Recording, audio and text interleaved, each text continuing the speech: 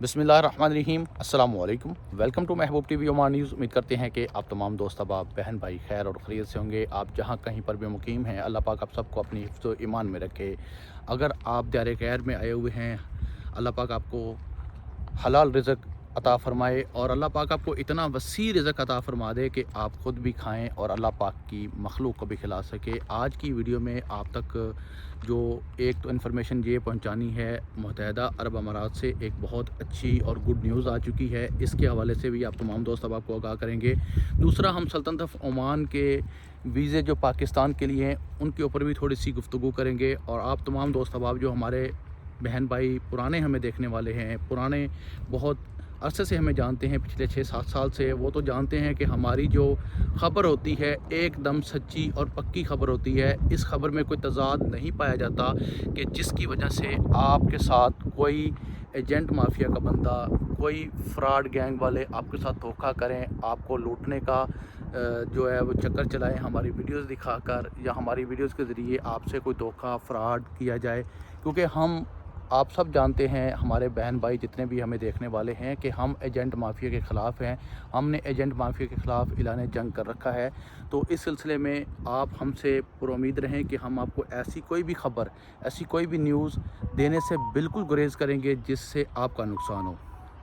तो सबसे पहली ख़बर ये है कि मुत्तहिदा अरब अमारात में जो सिफारतखाना पाकिस्तान अबू धाबी में मौजूद है, वहाँ पर 20 जुलाई 2026 से ई पासपोर्ट के हवाले से कहा गया है, बताया गया है कि ई पासपोर्ट जो है वो मुत्तहिदा अरब अमारात में पाकिस्तानियों के बनने शुरू हो जाएंगे। और सफारतखाना पाकिस्तान अबू धाबी ने पाकिस्तानी कम्युनिटी से कहा है कि अगर आप ई पासपोर्ट बनवाने के ख्वाहिशमंद हैं तो सबसे पहले आपने अपने पुराने पासपोर्ट की मियाद देखनी है। अगर 6 माह से मियाद ज़्यादा है आपके पासपोर्ट की तो आप रुक जाएं। जब 6 माह से कम रह जाए तो उस वक़्त आप पासपोर्ट रिन्यूअल करवाने के लिए आ सकते हैं और आपका जो नया पासपोर्ट रिन्यूअल होगा वो ई पासपोर्ट में कन्वर्ट हो जाएगा।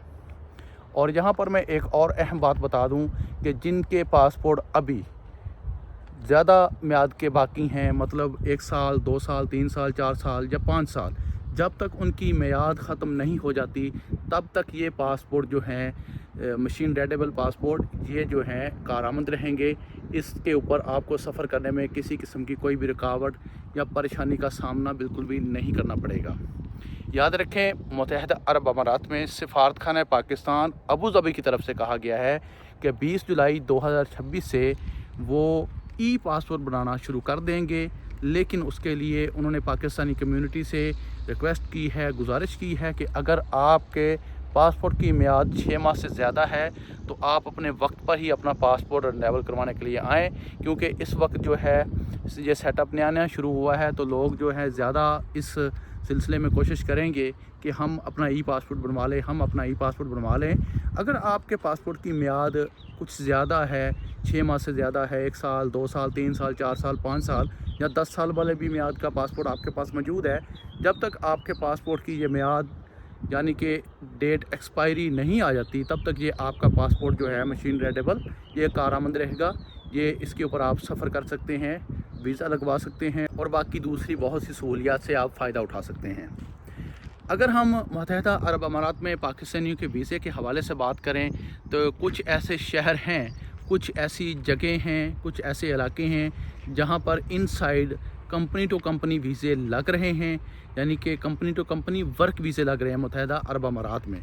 अगर हम आउटसाइड की बात करें यानी कि पाकिस्तान से, तो पाकिस्तान से फ़िलवक्त जो है मुत्तहिदा अरब अमारात के यूए के वीज़े नहीं लग रहे। इसी तरह सल्तनत ऑफ ओमान की तरफ से पाकिस्तान के लिए अभी लो category, general category, labour category के जो वीज़े हैं ये ओपन नहीं किए गए हैं। खुदारा इस बात को समझें, मेरी बात के ऊपर यकीन करें कि इस वक्त मैंने बहुत से ऐसे कमेंट्स देखे हैं कि मेरे बहुत से भाई जो हैं पाकिस्तान से ये कह रहे हैं कि हमने स्टील फिक्सर के वीज़े के लिए इंटरव्यू दिया, हमने उसके लिए मेडिकल भी करवा लिया, इतना अरसा हो गया, हमारा अभी तक वीज़ा क्यों नहीं आया, इसके पीछे क्या वजह है, क्या रीज़न है।